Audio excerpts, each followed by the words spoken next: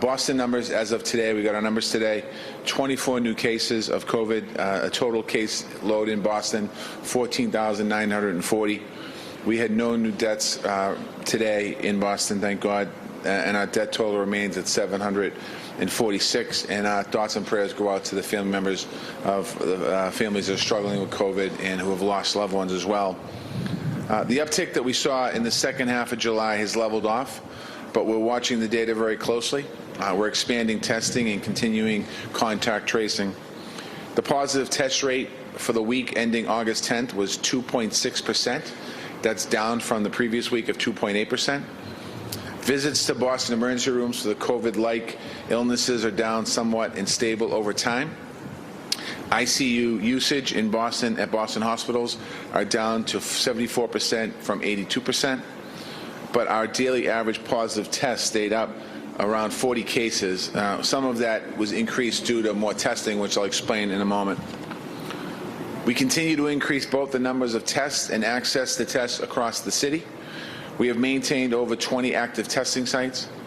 For the last full week of analyzed data, we had over 1,600 daily tests, up from 8.6 compared to the previous week.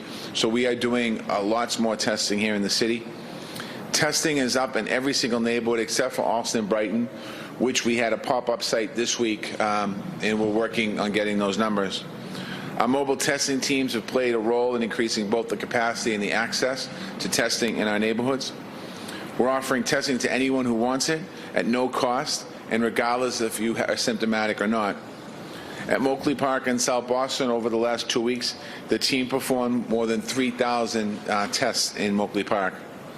Starting this Thursday, August 20th, that team will be moved over to Jubilee Christian Church in Mattapan. The site will have walk-through testing and parking for those arriving by car. The Mattapan pop-up will run this week from the 20th of August through Saturday, August 22nd, and next week from Tuesday, August 25th through Saturday, August 29th. You can find more information about this and including hours for testing anywhere in the city. Go to boston.gov/coronavirus. We're going to be bringing testing wherever it's needed, and I encourage everyone to get tested regularly. Knowledge is power in this situation for individuals and for our community. Each of us has a role to play as we continue to move forward. We need to stay focused and vigilant on the battle of COVID-19. Every resident, business, and college student, we're asking people to stay informed and follow the guidelines that have been laid out. Continue washing your hands with soap and warm water. Avoid large gatherings. Keep at least 6 feet from other people when you're walking down the street, or if you're jogging, or if you're running, or if you're hanging on the beach. We're asking people to wear masks. Keep your masks on. If it's just like when you're going to a restaurant, you keep your mask on until you sit at a table. If you're walking down the street and you want to have your mask in your hand, or pull it down while you're walking, if you see other people, we're asking you to pull it back up. Face covering is hard for some to get used to, but I want people to think of it, it's like putting a seatbelt on. Years ago, when there was a big push for seatbelts, no one wanted to put it on. People said it felt restrictive. Now it's the norm. No one even thinks about wearing a seatbelt anymore. It automatically goes on. No one expects to be in an accident, but you don't feel safe until you buckle up. And that's common sense. We're asking you the same thing with masks. When you have a mask on, you're safe. You're protecting yourself and you're protecting others from coronavirus. Boston has done well over the last, quite honestly, almost 3 months, because our residents are resilient and responsible, and I want to thank you for that. We understand the power of making simple sacrifices for our families and our communities, and we also have looked out and taken care of each other, and that's what we have to keep on doing. Working together to keep these numbers down is how we support a safe, equitable recovery of our businesses, of our schools, of our own families, quite honestly. Boston Public Schools, on Friday, we submitted plans that meet all the state public health guidelines. The latest draft of that plan is available online to the public, and I encourage anyone who is curious about schools and reopening to take a look at the plan. It answers many of the questions that are being raised. We also asked the state to let us push back our first day of school from September 10th to September 21st for most students, and September 23rd for pre-kindergarten students.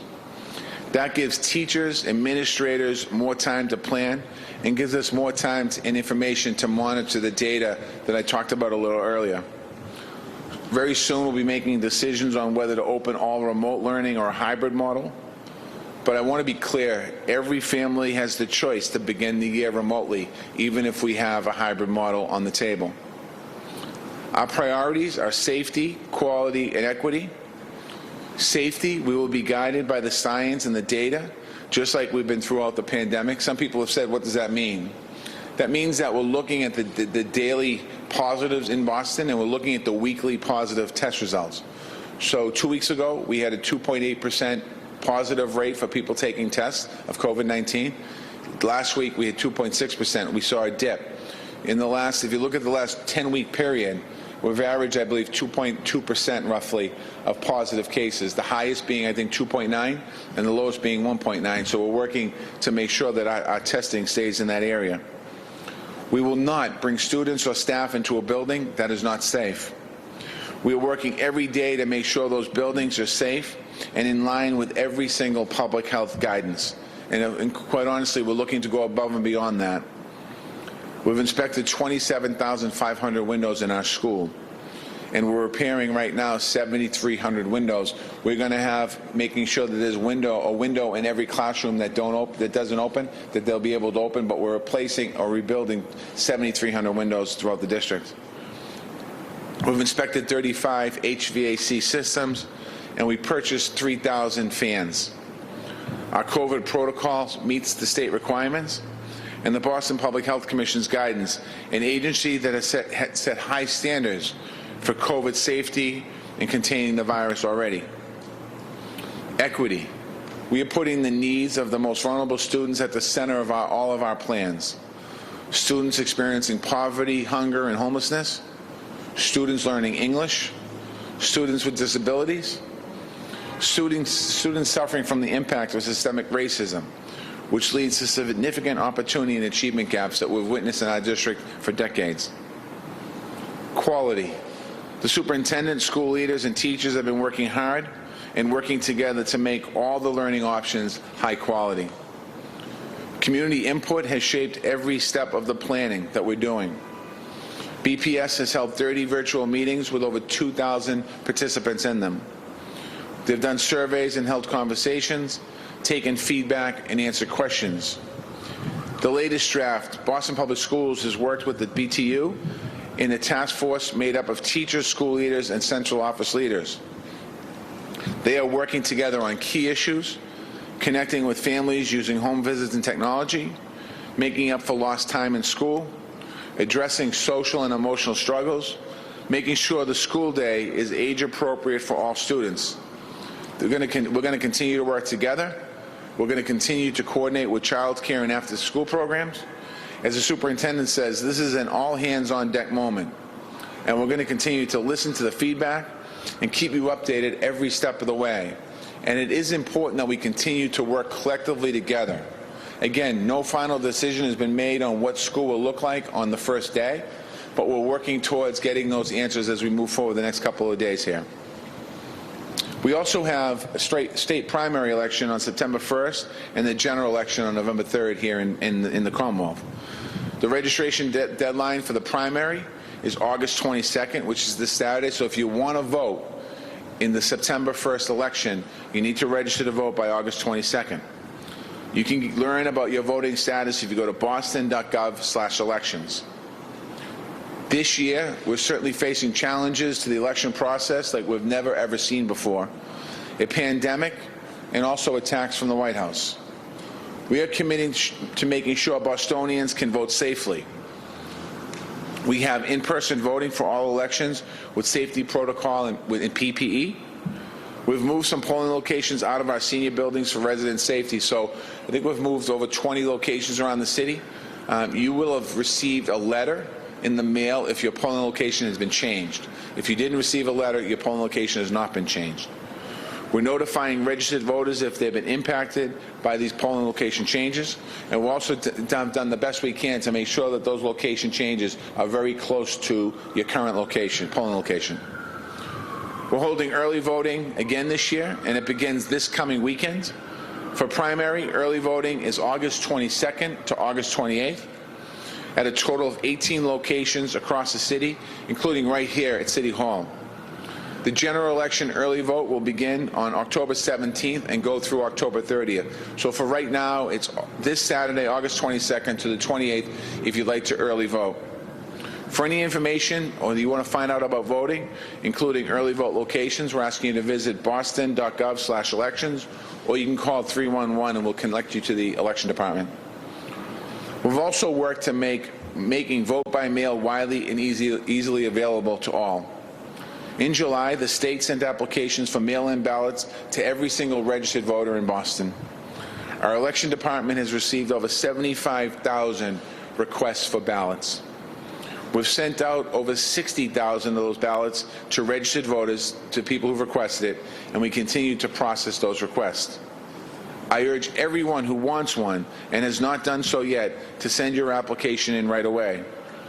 For the primary, for mail-in ballots, it must be received by Wednesday, August 26th, if you want to get your ballot mailed to you.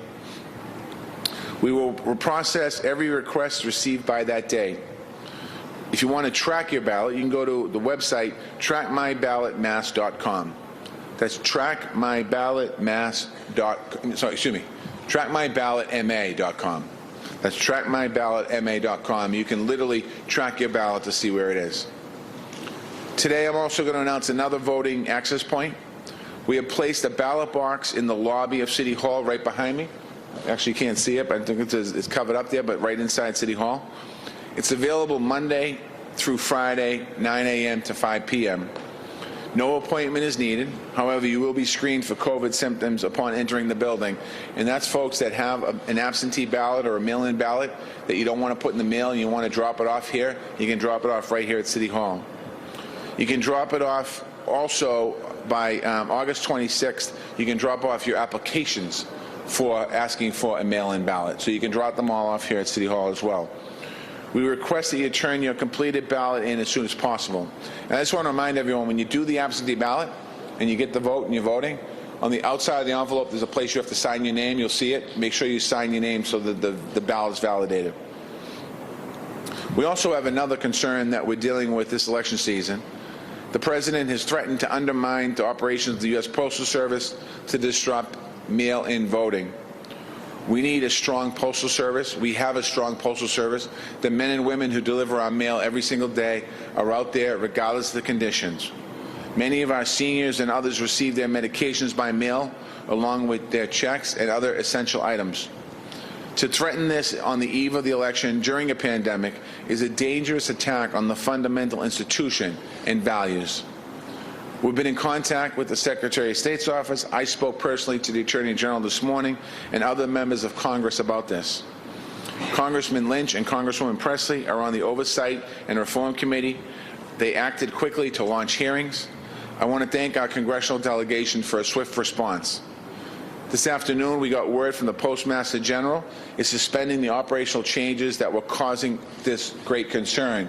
So we're going to continue to push to make sure that we don't see any disruption in our mail as we go through this election season. We're going to continue to monitor the situation closely on a daily basis. As a local government, we're doing all we can to make voting safe and accessible. We call on the federal government to protect and support the Postal Service at this critical time. Postal workers, as I mentioned, have been the lifeline to many residents in this crisis. And now they're helping us to protect our democracy. I want to thank all of the postal workers who are working for us. And also, elections are the cornerstone of our democracy, and access to voting is a fundamental right. Today marks the 100th anniversary of the ratification of the 19th Amendment to the United States Constitution. It made women's right to vote the law of the land. Boston women led that movement, including black women who had to keep fighting for decades to make that right for them a reality. We take voting rights and voting access seriously here in Boston. We have fought for it and will continue to fight for it every day. I can assure you that we will do everything within our power to make sure that everyone's vote is counted. With that, I'd like to thank people for being here, and I open up for questions from the press. If there's any questions. Just one. Does the So tomorrow the council's thinking about rejecting several representatives. How many should they do? Yeah, the question on the from Sean Carter from the Boston Herald is the City Council has in front of them tomorrow 3 or 4 names of recommendations for the Zoning Board of Appeal that there's threat that's going to be they're not going to be voted on. First and foremost, they need to be voted on. The council has had these names for several months now, actually for maybe longer than that. This is for a couple councils is about politics right now. This isn't about moving our process forward. These actions or inaction by a couple of councilors will cause a lot of harm in our city.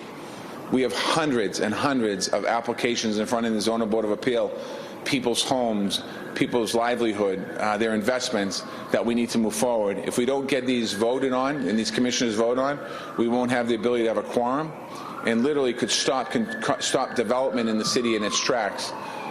Most of these projects that are going in front of the Zoning Board of Appeal have been vetted through. Just give me 1 second.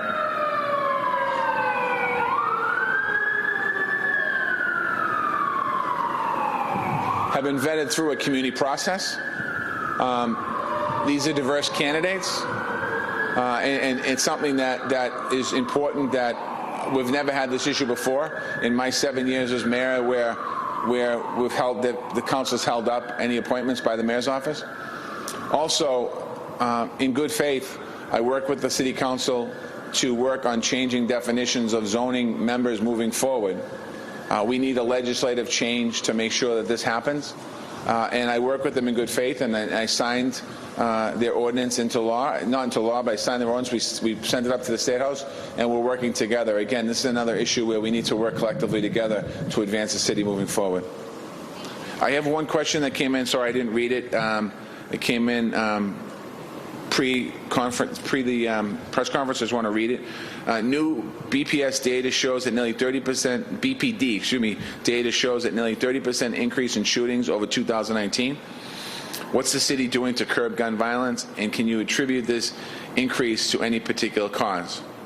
I just want to start by making it clear that violence of any kind is unacceptable in our communities.